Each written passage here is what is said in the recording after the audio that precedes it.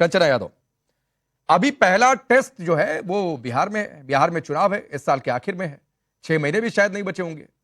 तो ये सिंदूर बांटने की खबर जब बीजेपी ने कह दिया कि फेक है, फर्जी है, 2 दिन से कह दिया है, मान लीजिए उसके पहले फिर भी ग्रेस पीरियड था, तो फिर उसके बावजूद इस तरीके की सियासत। राकेश जी, मैं उस पर आती हूँ, लेकिन एक कॉम्प्लीमेंट देना चाहती हूँ आपको, और कॉम्प्लीमेंट ये है कि आप कितना आसान कर देते हैं भारतीय जनता पार्टी के प्रवक्ताओं के लिए। अगर वो अपनी लाइन याद भी नहीं करके आए कि हमें क्या स्टैंड लेना है ना, तो आपके साथ बैठकर उनको मालूम हो जाता अच्छा हमारा स्टैंड यही है। आपको जितना भी क्रेडिट बीजेपी दे वो कम है। और रही बात फेक न्यूज की, सुन लीजिए, पूरा विपक्ष फेक न्यूज फैलाता है आपके अनुसार, विपक्ष के समर्थक फेक न्यूज फैलाते हैं, ट्रंप ताऊ भी फैलाते हैं। एक राकेश पांडे जी फेक न्यूज नहीं फैलाते हैं और एक मोदी जी नहीं फैलाते, उनके समर्थक नहीं फैलाते हैं। बाकी सारा फेक न्यूज फैलाने का क्रेडिट आप हमें दे दीजिए। लेकिन ट्रंप 10 बार फेक न्यूज फैलाए कि हमने मध्यस्थता की, हमने युद्ध रुकवाया, हमने भारत को धमकी दी, पाकिस्तान को धमकी दी, और दोनों देशों का हमारे देश का नाम वो पाकिस्तान के साथ लेते हैं। लेकिन क्या मजाल है, अगर ट्रंप को नहीं रोक सकते, वो बड़ बोले हैं, तो उनके डिप्लोमेट को समन करिए ना। अपने देश में यहाँ पर जो उनके डिप्लोमेट है आप समन करिए और बोलिए कि हमारे देश के खिलाफ इस तरह का फेक न्यूज फैलाना है। ट्रंप ताऊ जी बंद करिए। लेकिन राकेश पांडे जी तो कंचना जी, यहाँ तो अपने देश में लोगों को रोक नहीं पा रहे हैं, रोक नहीं पा रही है सरकार। आप कह रही है ट्रंप का मुंह जाकर बंद कर दे, तो ये नहीं होता है। दूसरी बात है, हाँ नहीं सुनिए और सुनिए ना, सुनिए कंचना जी, आपने क्या कहा, सुनिए मैडम आप ही के पास हूं। आपने एक शब्द कहा कि मैं कह रहा हूं कि फेक न्यूज विपक्ष फैला रहा है। मैंने ये बिल्कुल नहीं कहा। मैंने क्या कहा कि फेक न्यूज पर सियासत कर रहा है।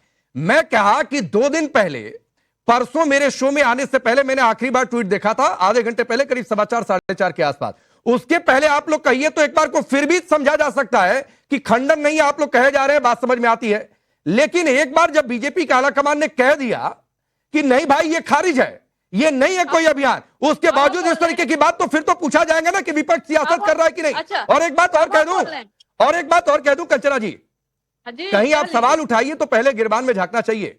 अभी आपकी पार्टी के नेता ने, जिनको आप लोगों ने बाहर का रास्ता दिखाया, वो कह रहे हैं कि पार्टी में ही जयचंद बैठे हुए हैं। तो पहले अपने पार्टी की चिंता कर लीजिए मैडम, फिर देखिएगा कि राकेश पांडे किसको क्रेडिट दे रहे हैं, किसको क्रेडिट नहीं दे रहे हैं। सुनिए, आपने फिर आपको पढ़ने नहीं आता, फिर उन्होंने बोला कि उनके इर्द गिर्द कुछ लालची लोग बैठे, उनके इर्द गिर्द कुछ जो उनसे बेनिफिट लेना चाहते हैं। तो मैं आपको करेक्ट कर रही हूँ फिर से। और रही बात प्रधानमंत्री मोदी जी का और बीजेपी का, एक स्टाइल है। स्टाइल क्या है? पहले किसी न्यूज को पिन कर दो, पब्लिक कैसा ओपिनियन दे रही है, और रॉन्ग चला गया मैसेजिंग तो कह दो ये फेक न्यूज है।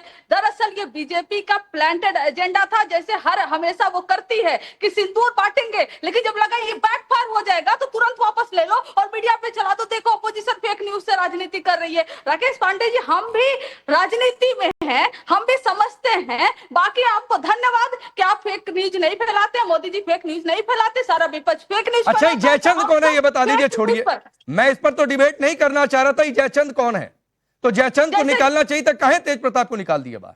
नहीं, तेज प्रताप जी के कुछ लोग होंगे, खासकर वैसे मीडिया में बहुत सारे जयचंद भरे पड़े हुए हैं, आप लोग निकाल देंगे क्या? मीडिया में भी ऐसे जयचंद पड़े हुए, दिन रात पता नहीं क्या क्या बोलते रहते, चलाते रहते अपने देश। अरे सीडीएस चौहान जो है वो भी क्या फेक न्यूज फैला रहे हैं क्या? जो बाहर की एजेंसियों को, मीडिया एजेंसियों को जिन्होंने इंटरव्यू दिया, वही राहुल गांधी जी इंटरव्यू दिए होते थे, आप आज तक कह चुके होते देश विरोधी, पाकिस्तान परस्त, चीन परस्त, हमारे देश को तोड़ने की कोशिश हो रही है। लेकिन सवाल तो उठेंगे ना भैया। आप एक नैरो लाइन लेकर साइड से निकल कर अगर निकलना चाहेंगे तो बाकी जो रास्ते, अब नैरो लाइन कौन लेना चाह रहा है करण वर्मा? इस देश में पहले के सीडीएस को पता नहीं क्या क्या तमगा दे दिया गया।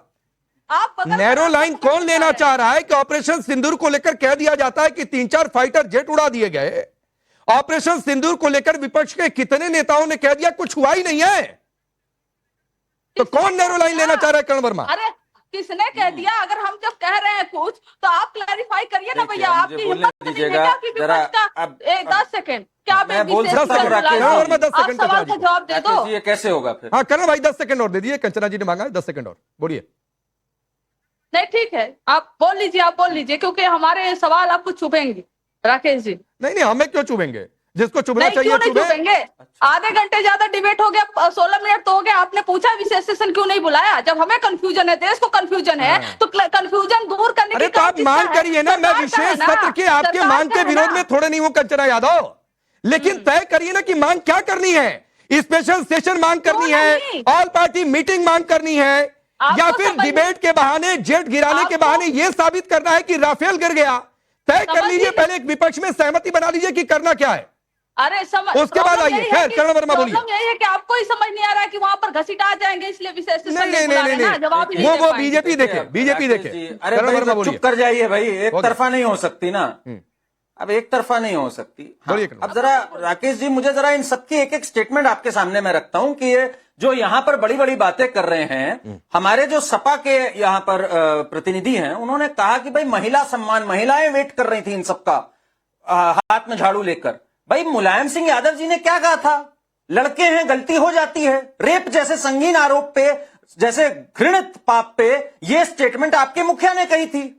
और लाल बिहारी यादव थोड़े से आपसे बड़े कद में होंगे नेता, क्योंकि विपक्ष में उत्तर प्रदेश विधान परिषद में नेता प्रतिपक्ष हैं, उन्होंने कहा, और शर्मनाक स्टेटमेंट, और मैं वर्बैटिम कोट कर रहा हूं, पहलगाम हमला पॉलिटिकल ढंग से कराया गया है। पाकिस्तान को क्लीन चिट दी उन्होंने। अखिलेश यादव ने क्या कहा? यहां देश में एक सुतली बम नहीं बनता। सोचिए जरा, जो देश 1,27,000 करोड़ का निर्माण कर रहा है वेपन्स का, डिफेंस का, जो कि करीब करीब 21,000 करोड़ का एक्सपोर्ट कर रहा है, उसके बारे में यह शर्मनाक स्टेटमेंट कही। अब यहां पर लालू प्रसाद यादव जी की पार्टी से भी है मोहतरमा, मैं इनको जरा एक बताता हूं जो लालू प्रसाद यादव ने कहा। सब जगह में जो मुखिया ने कहा वो बता रहा हूं। नीतीश जी नैन सेकने जा रहे हैं। जब एक महिला संवाद यात्रा निकाली नीतीश जी ने पिछले साल दिसंबर में, सोच सकते हैं किस स्तर की बातें महिलाओं के बारे में करी। और मैं जरा सिंदूर पे एक बात जरा आपको बताना चाहता हूं राकेश जी। पहली बात तो बीजेपी ने कभी कहा ही नहीं कि सिंदूर बांटना है या कुछ होना है। पर मैं एक बात जरा बताना चाहता हूं, जिन लोगों ने इस बात को घुमाया है, ट्विस्ट किया है, हमारे विजयदशमी के दिन बंगाल में एक प्रथा होती है सिंदूर खेला की, जिसमें महिलाएं एक दूसरे को सिंदूर लगाती हैं। एक उत्सव होता है, ये मनाया जाता है भाई। उसको घुमा देना इस बात से, कई लोगों ने बंगाल में कहा कि हम लोग सिंदूर खेला की परंपरा और जोर शोर से इस साल मनाएंगे। वो एक परंपरा है जो महिलाएं आपस में मनाती हैं। पहले मां दुर्गा के चरणों पे सिंदूर लगाया जाता है और फिर महिलाएं आपस में लगाती है। उस चीज को कुछ लोगों ने बोला, बीजेपी ने तो बोला ही नहीं। पर इनके बुद्धि ऐसी हो चुकी है कि भारतीय संस्कृति, भारतीय संस्कार से इतने दूर हो गए हैं कि हर बात में वही चश्मा पहनना है जो समाजवादी पार्टी का चश्मा है। जब गुंडों की पार्टी होगी, जब महिलाओं के बारे में ये कहेंगे लड़के हैं, गलती हो जाती है, तो फिर ऐसे ही जैसी सोच होगी वैसे ही तो बात करेंगे ना। ठीक है, आता हूं कंचना जी, मुझे पता है आप रिप्लाई करना चाह रही है, लालू जी का नाम उन्होंने लिया, लेकिन उससे पहले जगदीश जी ने अभी तक बोला नहीं है। तो जगदीश जी, इंतजार तो कर लेते कि बीजेपी का ऐसा कोई कार्यक्रम है कि नहीं है। पहले ये भी इंतजार कर लेते कि यूपी में सपा के साथ रहना है कि नहीं रहना है। आप लोग सबसे कंफ्यूज है भाई, पूरे विपक्ष में। देखिए राकेश पांडे जी, बुरा मत मानना, मैं आपकी बात नहीं कर रहा हूं, मैं गोदी मीडिया की बात कर रहा हूं। आप गोदी मीडिया में नहीं जाते हैं, बेशक आपका चैनल आता हो। गोदी मीडिया और सारी मीडिया ने जगदीश जी, एक बात सर, एक बात मैं इतनी जल्दी नहीं बोलता हूं सर। एक काम किया करिए सर, मेरे सामने टैगिंग देनी हो तो इंडिविजुअली मुझे देना हो तो दीजिए, उसका मुझे जो रिप्लाई करना है कर दूंगा। कहीं और का आके किसी तीसरे जगह का आकर कोट मत किया करिए, ठीक है? तो सर अपनी बात रखा करिए, तार्किक बातें हुआ करें तो रखा करिए सर, ठीक है? और जब आप अगल बगल झांकते हैं इसका मतलब है कि आपके पास जवाब नहीं होता है, तो शुरुआत इससे मत किया करिए। गुजारिश है, बोलिए। अरे जवाब तो ले लो भाई, आप तो शुरू हो गए। ऑपरेशन संदूर पूरे भारत ने देखा, 144 लोगों ने और पूरी भाजपा ने।